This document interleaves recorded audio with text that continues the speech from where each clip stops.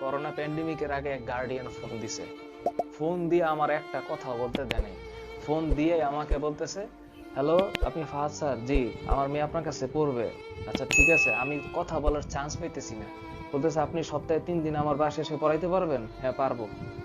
কি আপনাকে পড়াইতে হবে হ্যান ত্যান অনেক কিছু বলার পরে, জি স্যার আপনি সপ্তাহে 3 দিন পড়াবেন আমার বাসায়, কোনো সমস্যা নাই, আমার মেয়ে আপনার কাছে পড়বে, সপ্তাহে 3 দিন সন্ধ্যার পরে পড়বেন, এই সেই কথা বইলে টইলে লাস্টে আমার বেতনও দিয়ে ফেলতেছে, আপনাকে এত টাকা দিব, বেতন দিব, এই সে আপনি আমার বাসায় পড়াবেন।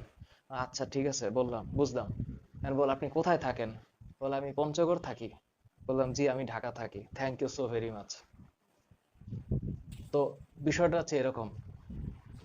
তো এখন এখন সে তো আমারে বলে নাই, সে যে পড়ানোর সময় আমাকে বাসায় একটা হেলিকপ্টার পাঠাবে, প্রতিদিন বিকাল বেলা হেলিকপ্টার করে আমি পঞ্চগড় যাব, পড়ায় আসবো, আবার হেলিকপ্টারে ঢাকায় চলে আসবো। তো বিচিত্র বিচিত্র অভিজ্ঞতা আছে।